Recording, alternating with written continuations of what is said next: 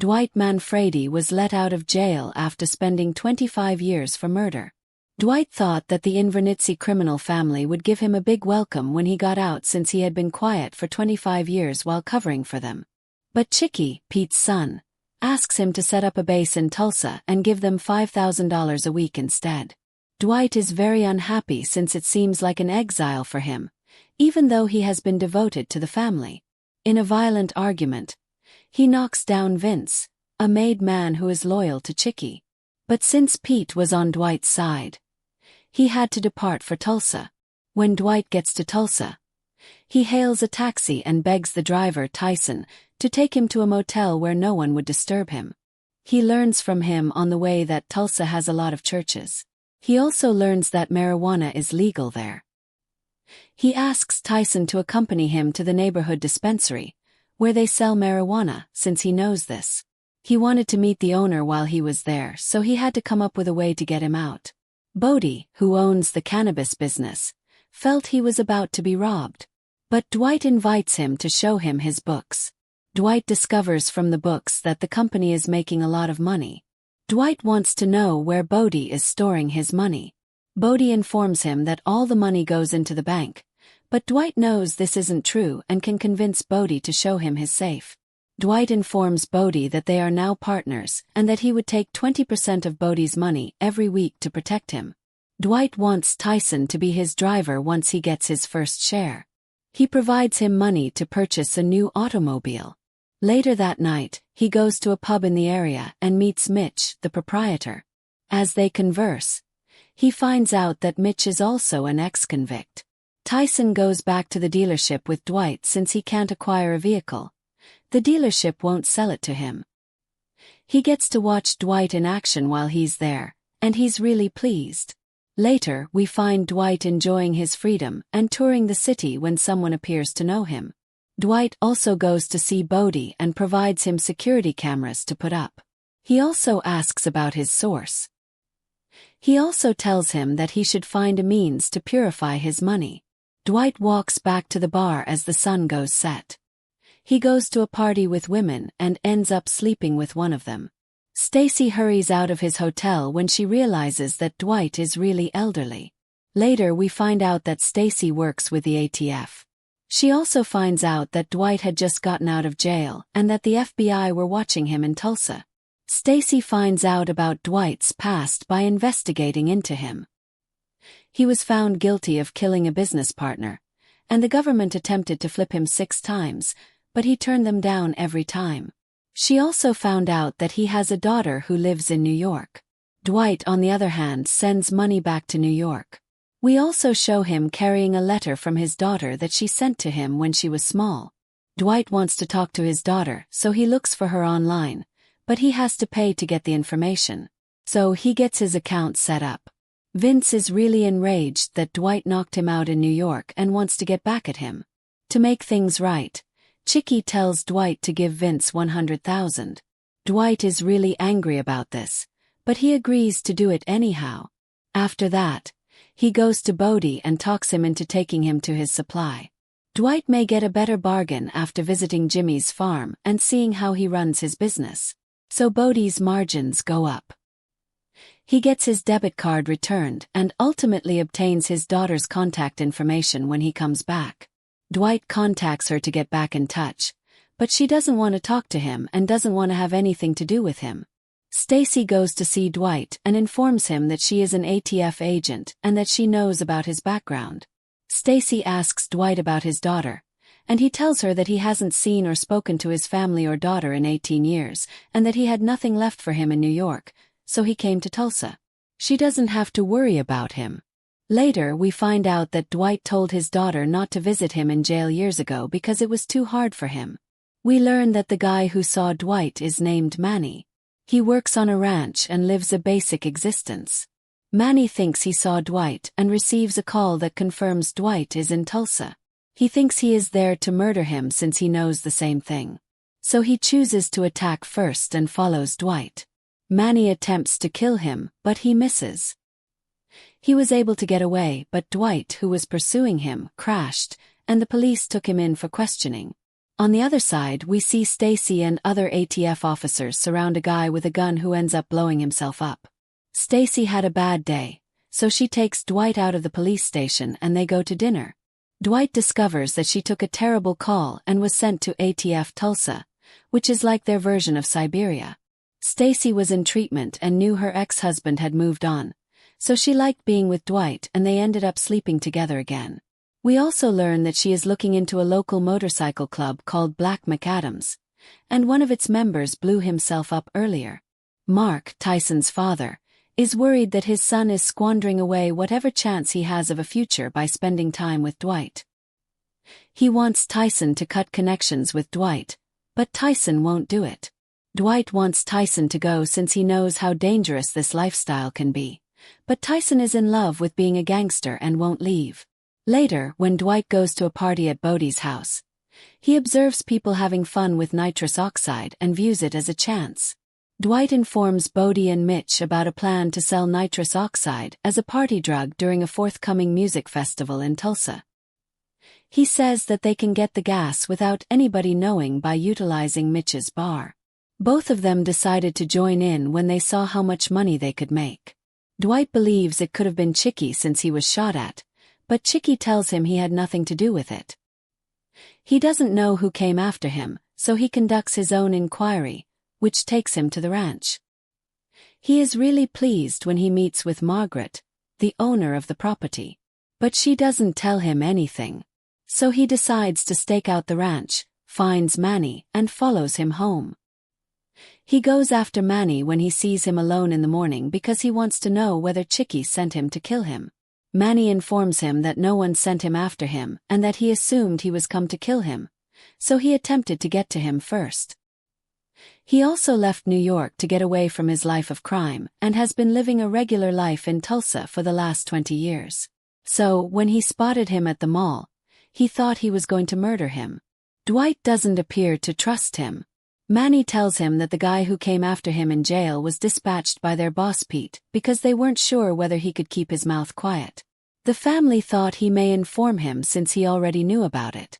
So, before they could get to him, he fled New York and started a regular life. Dwight believes him and lets him go. He then informs him that he now works for him and that he expects to be paid every week. Manny's wife comes home just as he is leaving, and she is horrified to discover her husband on the ground. Later, Manny tells his wife about his history. Manny's wife knows how dangerous it is, so she wants to go elsewhere. Manny agrees to do the same. Tyson and Bodie enjoy a terrific first day selling at the music festival, however. The Black Macadam bikers, who were also selling at the same fair, try to push them back, but they don't let them. Dwight worked hard to give Tyson his ring since it was no longer worth anything to him. Waltrip, the head of the Black Macadam bikers gang, knows that his guys backed down from claiming their area. He first takes care of them, then the following day they go after Tyson and Bodie, beating them up and seizing their petrol tank and the money they gathered. Mark is really angry with his son when he sees him. Dwight encourages them not to worry and praises them for not backing down. He says they will get even. Dwight gets his guys together, including Manny and one of Jimmy's men who is glad to be there, to go after the motorcyclists. Mark also chooses to join in and tells Dwight that he has to do this for his kid. At the conclusion of the event, the group goes after the motorcycle gang and gives them back their money and goods. Manny liked the surge of adrenaline as he made his way home. He then went for his neighbor, who had been bothering him for years. He then tells his wife that they are not going to move. Later, Dwight finds out that his older brother is very ill. With the aid of his sister Joanne, he was able to say farewell. Dwight goes back to his brother's funeral after he dies. He also utilizes this chance to get in touch with his daughter. But Tina, his daughter, didn't want to have anything to do with him. Chicky is really angry with Dwight for not telling him that he was in the city, and urges him to go to the hospital since his father, who is also their employer, was hospitalized there. Chicky, even though she knew why Dwight was in town, had him go see her. Dwight and Vince engage into another fight as Dwight goes to the hospital. Back in Tulsa, Waltrip, who has the local sheriff on his payroll, has Tyson arrested on a false bust. They were able to uncover the link between him, Dwight, and Bodie using his phone. They get to Bodie and take him to Waltrip while Dwight is gone. Bodie offers him just a little information since he is scared. Bodie and the officers go to see Mitch to scare him, but Waltrip tells them about Mitch.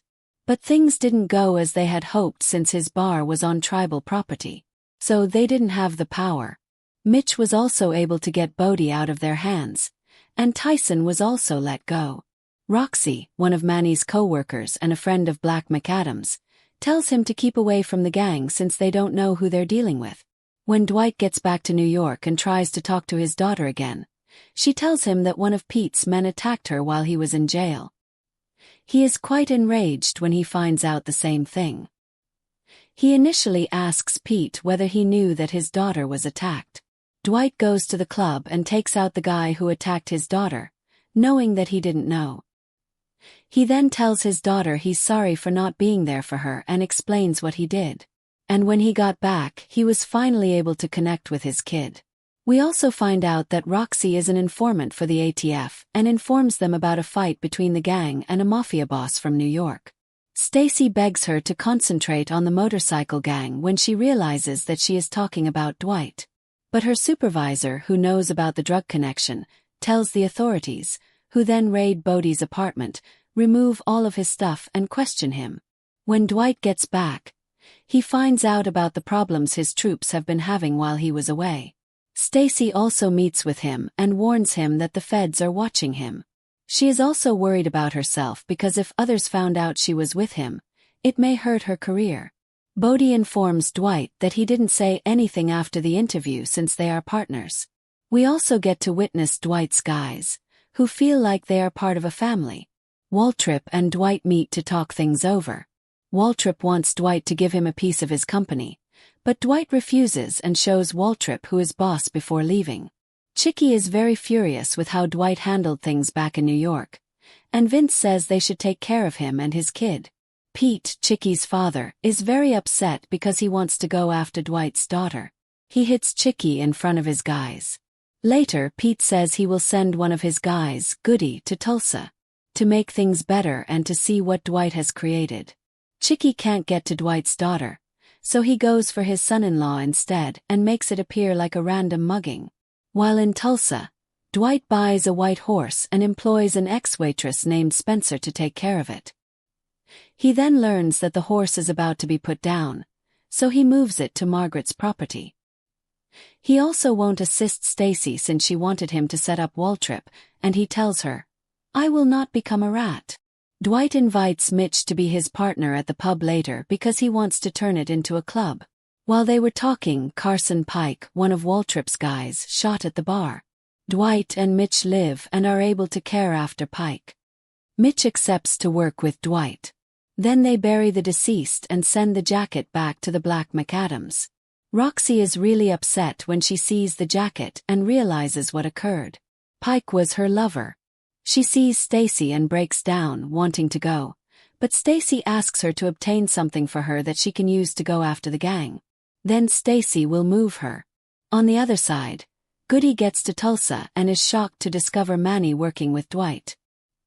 He also saw that Tyson was wearing the pinky ring that Pete gave Dwight.